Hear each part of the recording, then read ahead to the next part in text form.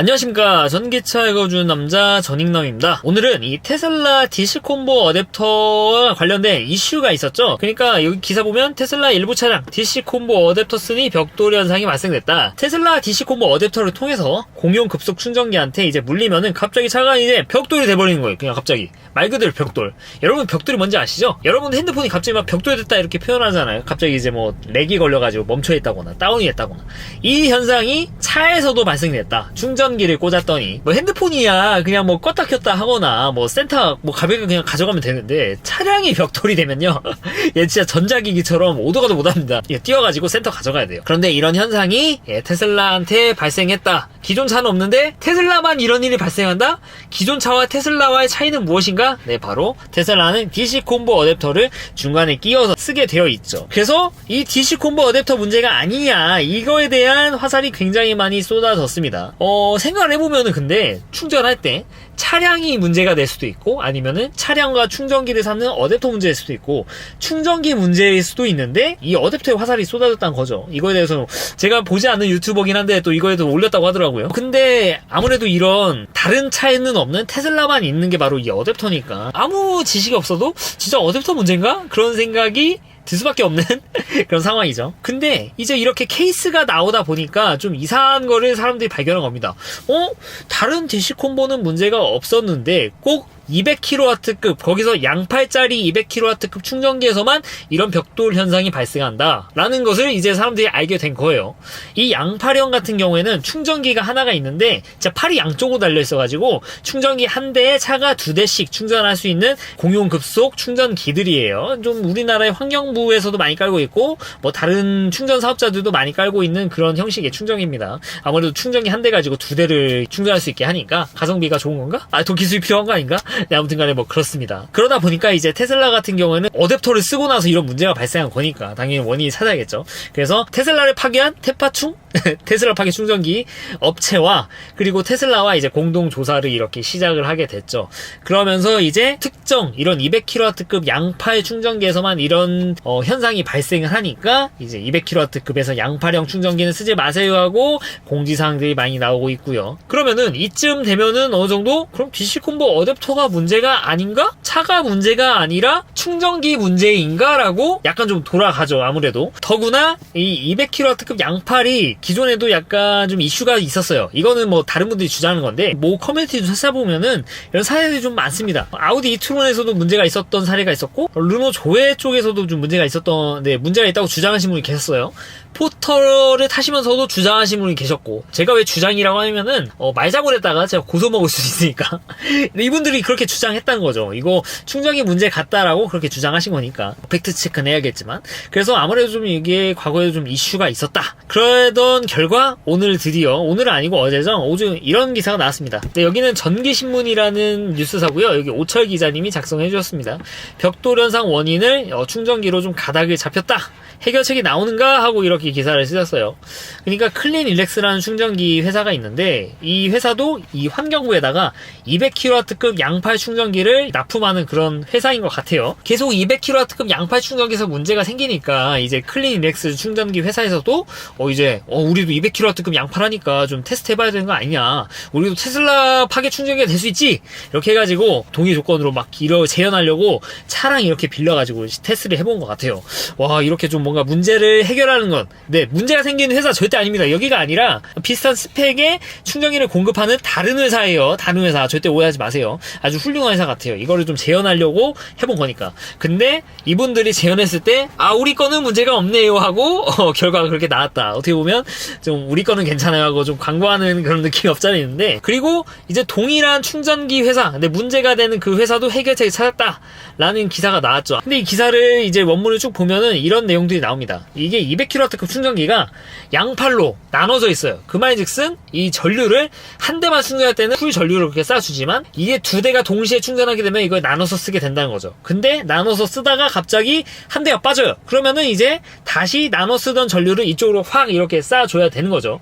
이것까지는 문제가 없습니다. 원래 충전기가 그렇게 돌아가고 테슬라 슈퍼차저 V2지 않습니까? V3 말고 V2는 충전기가 두 대지만 이거를 하나처럼 나눠 쓰게 돼요. 이렇게 나눠 쓰는 거. 그러니까 한 대 충전할 때는 충전 속도가 빠른데 옆에 누가 붙으면 충전 속도가 나눠지게 됩니다. 그러니까 반으로, 정확히 반은 아닙니다. 충전량에 따라서 달라지지만 좀 충전량이 줄고 차가 하나 빠져나면 다시 이제 풀 전류를 받아요. 그러면 이게 도대체 문제가 되는 건가? 원래 잘 되는 거라며 라고 생각할 수도 있는데, 여기에 보면은 오버슈팅이란 말이 나옵니다. 그러니까 이게 정상적인 전류였으면은 문제가 안 됐겠죠. 근데 오버슈팅이라는 건 그 이상의 전류가 순간적으로 확 튀니까 이제 테슬라 자체에서는 이거 내가 받기로 한 전류가 아닌데 하고 퓨즈를 이용해가지고 물리적으로 이걸 팍 끊어버린다는 겁니다. 충전기와 이 차량이 충전할 때는요, 이 충전기가 이 차에게 전류를 밀어 넣는다라고 표현할 수도 있겠지만, 반대로 차는 이 충전기로부터 전류를 끌어온다라고도 표현할 수가 있어요.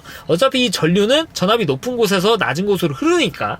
근데 그 전에 일단 충전기와 차량이 통신해가지고 너 200으로 때릴래? 그래, 내가 200으로 받을 수 있어, 이렇게 세팅할게 하고 나서 이제 최대 200으로 이렇게 받게 되는 거예요. 물론 이 차가 그 이상, 테슬라 차량 같은 경우에는 거의 막 650A? 650 맞나? 네, 거의 600A 막 이 정도를 받아들일 수 있는 스펙의 차입니다. 테슬라는 아무래도 고전압보다 고전류 그쪽을 좀 택했어요. 나중에 바뀌겠지만 600까지 받을 수 있지만 약속을 200으로 했단 말이에요. 200까지 받을게 이렇게 약속했는데 갑자기 순간적으로 300이 막 이렇게 튀어나와봐요. 250이라든지. 그러면은 테슬라 차량들은 600을 받아들일 수 있는 캐파가 돼 있지만 차 자체가 이미 최대로 200을 받을 수 있게 세팅을 이렇게 한 상태란 말이에요. 근데 순간적으로 이렇게 250A가 갑자기 확 나오면은 이제 차 자체에서 뭔가 이상함을 감지하고 이걸 끊어버린 겁니다. 이 차 뭔가 문제 있네? 나 지금 200까지 받을 수 있는 건데 이거 우리 약속 틀리잖아, 지금 셀이 준비가 안 돼 있어 하고 퓨즈가 작동해가지고 확 끊어버린 거예요. 그 결과 이제 차가 벽돌이 되는 거죠. 파이로 퓨즈라는 걸 씁니다. 테슬라 차량 같은 경우는. 이 파이로 퓨즈란 무엇인가? 여기 보면은 파이로 퓨즈, 이게 테슬라에 쓴 건 아니고 파이로 퓨즈 뭐 회사예요. 파이로 퓨즈가 여기 이렇게 들어있어요. 좀 보면은 뭐 차징 인렛하고 이 배터리 셀 사이에 이렇게 들어가 있는데, 예를 들면 이런 상황에서 작동합니다. 뭐 서킷의 말펑션, 그리고 사고 났을 때, 사고가 인지됐을 때 막 이게 퓨즈가 작동해가지고 셀 쪽에서 나가지고 막 이렇게 뭔가 전류가 막 흐르고 하면 진짜 큰 사고 날 수 있으니까 이걸 물리적으로 차단해버립니다. 그리고 서킷에 뭔가 문제가 생겼을 때, 과전류라든지 뭐 이런 게 발생했을 때 방어하기 위해서 탁 이렇게 끊고, 여기 보면 또 오버차징 됐을 때 이때도 끊어버립니다. 그러니까 이 파이로 퓨즈가 좀 화약 비슷한 거라고 해야 될까요? 그러니까 이걸 감지하면은 기존의 뭐 퓨즈처럼 이게 딸깍 그게 아니라 그냥 말 그대로 그냥 펑 터쳐가지고 물리적으로 그냥 끊어버려요. 어떻게 보면 정말 보호 시스템의 좀 그런 건데, 아무튼 간에 이 파이로 퓨즈가 작동을 함에 따라서 이 벽돌 현상이 나타났다는 거죠. 이걸 보면은 테슬라 차가 문제는 이제 아닌 걸로 좀 보여지고, 이 기사 원문을 제가 뭐 제대로 다 말씀드리면 좋겠지만, 이 기사 가서 보세요. 전기뉴스에 가서 조회해서 보세요. 여기 보면은 이제 뭐 그 문제가 되는 충전기 업체도 원인을 찾았다. 그리고 뭐 S사, J사도 다 이제 이거를 원인 찾아가지고 조만간 이제 개선을 할 수 있을 것 같다라고 기사가 나왔습니다. 당연히 이렇게 해결되면 문제가 안 되는 거죠. 그리고 이로 인해서 문제가 발생했을 때 뭐 테슬라 코리아 쪽에서도 이분들에 대해서 뭐 파이로 퓨즈를 딱 다시 넣어준다거나 이렇게 해결해줬으니까 이런 벽돌로 인해서 문제가 된 분들은 아무래도 좀 아쉽겠지만, 반대로 테슬라가 이걸 찾은 거잖아요. 기존의 차는 뭔가 문제가 없었는데 테슬라는 이 BMS 시스템, 배터리 관리 시스템 이런 것들이 너무 잘 돼 있다 보니까, 이런 걸 민감하다 보니까 이런 문제를 인지해가지고 이 충전기 회사가 업데이트할 수 있도록 이렇게 유도를 한 거죠. 그러면은 좀 다시 생각을 해보면, 테슬라는 문제가 있었어요. 테슬라 문제는 아니었대. DC 콤보 어댑터 문제는 아니었대. 충전기 문제였대요. 그러면은 다른 회사 차량들은 뭐지? 그럼 고전류 이 오버슈팅 다 받아보는 건가? 이 기사 보시면은 아우디 이트론도 좀 이런 차단 메커니즘이 작동한 걸로 보이고, 그럼 나머지 우리나라에 가장 많이 돌아다니는 전기차는 뭐 코난 1호, 그리고 이제 아이오닉 5 판매량이 올해 이제 테슬라 넘었지 않습니까? EV6도 아마 넘지 않을까 싶은데, 이 차들은 또 문제가 없었다는 거죠? 그러면은, 테슬라가 그만큼 이 배터리를 관리하는 데에는 좀 도가 좀 텄죠. 네, 물론 뭐 기존의 현대기아 차들도 문제가 있을 때 이거를 차단하는 메커니즘이 있었겠죠. 테슬라 같은 경우는 아예 뭐 물리적으로 이거를 막아버리는 거고, 현대기아 같은 경우에는 이거를 또 과전류 감지해가지고 뭔가 막는 그런 게 분명히 있었을 겁니다. 분명히 있었을 거예요. 없진 않겠죠, 설마. 이런 것들. 근데 또 보면은 뭐 전류를 또 빼갔다 그렇게 주장하시는 분이 계셔가지고 아주 혼돈의 도가니인데, 참 이런 거 보면은 이 배터리 관리 시스템, 배터리 보호 시스템은 그냥 보수적일수록 좋습니다. 테슬라는 아주 보수적이죠. 그냥 차를 그냥 퓨즈를 날려버려가지고 물리적으로 차단해버려가지고 벽돌을 만들어버릴 정도로 굉장히 민감한데, 안전 이런 걸 지키기 위해서는 벽돌 현상을 만드는 게 차라리 더 이 차에서는 나은 걸 수도, 오너 입장에서도 그게 더 좋은 걸 수도 있습니다. 아무튼 오늘 이런 재밌는 사례가 있어가지고 살짝 좀 말씀을 드렸어요. 네, 그리고 이것만 말씀드리면 아쉬우니까 테슬라 차량들이 또 가격을 올렸죠. 네, 제가 전 영상이 모델 S, 모델 X는 시가로 만들어버렸다 그렇게 영상 올렸는데, 모델 3, 모델 Y 가격을 또 인상했습니다. 거의 100만원씩 올렸는데, 스탠다드 플러스 100만원도 올렸고 6천만원을 그냥 훌쩍 넘었죠. 이거는 진짜 보조금을 앞으로 안 받겠다 그 의지가 보이죠. 6천만원이든 5,500원 상관없이. 그 롱레인지는 6,900, 예약이 풀렸는데 6,900입니다 1,000만원을 올렸는데, 이거에 대해서 굉장히 이제 많은 분들이 와 너무 비싼 거 아니냐 그렇게 말씀하시는데, 근데 뭐 테슬라의 배짱 장사 할만하죠. 이 가격대에 살 수 있는 이 차 중에 전기차로 따지면 이 주행 가는 거리를 보여주는 차가 없고요, 최고 속도 이렇게 낼 수 있는 전기차도 없습니다. 그리고 제로백 이렇게 낼 수 있는 차도 없고, 또 반대로 이거를 기름차로 가져간다고 하더라도 이런 제로백을 낼 수 있는 기름차 없습니다. 그리고 OTA라든지 이런 자율주행 시스템을 따라가는 차가 없어요. 이렇게 살 수 있는 차 중에서.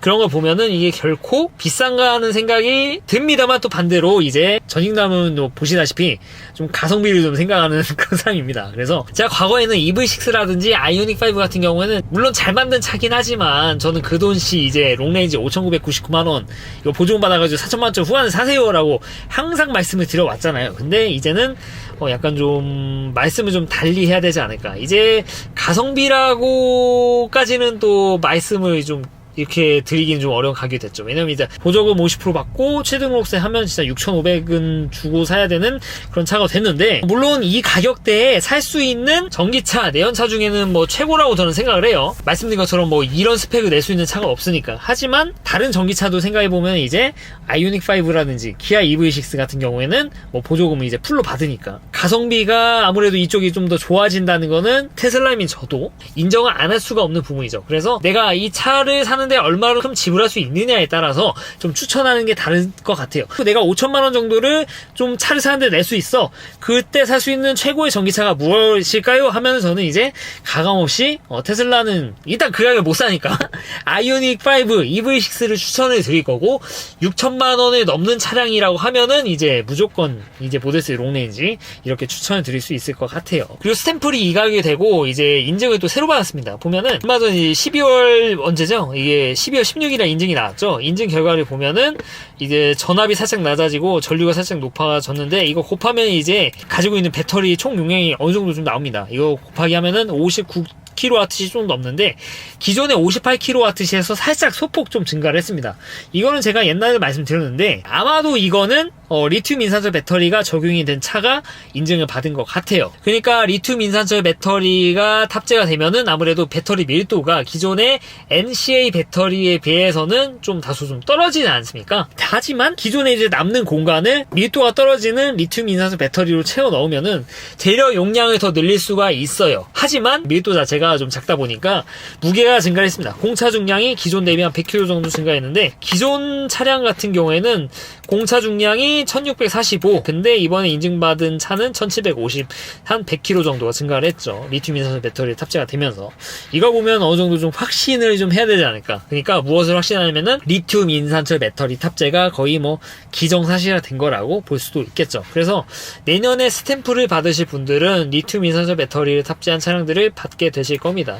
리튬 인산철 배터리는 저는 항상 뭐 말씀드리지만 마냥 뭐 주구서 배터리라서 막 안 좋거니 그렇다고 말씀드리지 않아요. 되려 2급에서는 NCA 배터리보다 좀 더 좋을 수 있다. 왜냐하면은 배터리를 일론 머스크가 이 LFP 배터리 탑재된 차량들을 100%까지 완충해서 쓰세요. 기존의 차량들은 90%까지 충전해서 쓰도록 권장하잖아요. 그랑 다르게 리튬 인산철 배터리는 100%까지 완충해서 쓰기 때문에 실제 사용할 때는 좀 더 넉넉하게 쓸 수가 있다. 왜냐면은 전압 곡선 자체가 리튬 인산철 배터리는 되게 좀 평평한 편이고, 극단은 엄청 차이가 나지만 그 극단까지 이제 그 마진을 충분히 줬기 때문에 그래서 그렇습니다. 마진이 좀 커서 그런 것도 없잖아 있고, 또 리튬 이온 배터리가 또 안전하지 않습니까? 그리고 이제 겨울이 돼가지고 작년에 중국산 LFP 배터리 탑재한 모델 3보다 난리 나지 않습니까? 주행 가는 거리 확 줄고 충전 속도 뭐 정말 난리 났고. 근데 이게 올해 초에 겨울 끝나고 나서 제가 유튜브 영상도 올렸지만 이걸 개선하는 OTA가 있었어요. 물리적인 특성은 못 바꿨지만 이거를 히팅하는 로직을 바꿔가지고 이거를 어떻게 개선했다는 거죠. 그 결과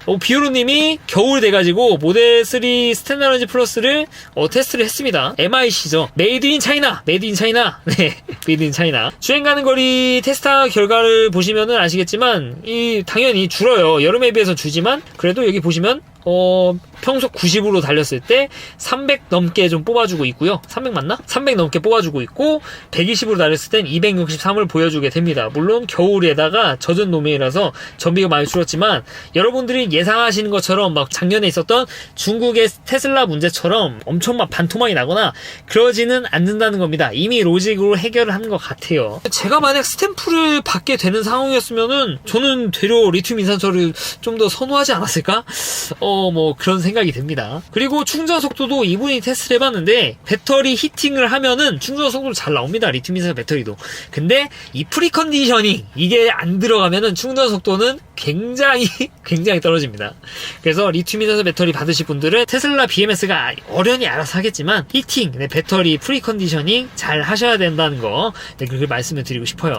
그리고 모델 Y 같은 경우도 가격을 뭐 100만원씩 올렸죠. 롱렌즈는 이제 출고가가 7,989만원인데 올해 초에 퍼포먼스 가격입니다 이거. 그러니까 내년에는 작년에 이 돈이면 퍼포먼스 살 수 있었는데 이제 롱렌즈 사야 되네 하는 그런 정도의 엄청난 차이라고 볼 수 있죠. 퍼포먼스도 이제 8,699만원 여기에다가 레드 넣고 휠은 뭐 옵션 어차피 못 넣으니까 화이트 인테리어 넣고 FSD 넣으면은 얼마냐? 네, 얼마입니까? 이거 결제 계속 하기 하면은 1억이에요. 그냥 1억입니다. 진짜 그 돈씨가 나올 수밖에 없는 그런 차가 돼버렸어요. 저도 아무리 테슬라이지만 이걸 살 수 있을까? 이거 하면 이제 몇천 추가하면 모델 X로 갈 수 있는 건데 롱레인지에서 못 따라가는 퍼포먼스 좀 그런 게 있으니까 좀 사신 분이 계시겠지만 이 차가 굉장히 많이 비싸진 것 같고, 게다가 이제 이렇게 좀 비싸지면은 아무래도 다른 경쟁 차종으로 눈이 갈 수밖에 없죠. 이제 이 가격에 살 수 있는 전기차 아우디 이트론이 생각이 나죠. 이트론 V55. 왜냐면 이트론 출고가는 1억 1천이 넘는 차지만 거의 뭐 무조건 할인 막 3천씩 떼잖아요. 그럼 보면은 원래 8천짜리 차가 아니었나 싶긴 한데 아무튼 프로모션 받고 뭐하고 하면은 8, 9천 정도 줘야 되는 이제 이트론하고 약간 좀 비견이 되는 그런 차가 돼버렸습니다. 야, 그러면 그 돈이면 무조건 이트론 사야지 하겠지만 사실 이게 스펙이 이트론하고는 비교가 안 되는 스펙이죠. 뭐 자유주행은 말할 것도 없고. 다만 이제 이트론 같은 경우에는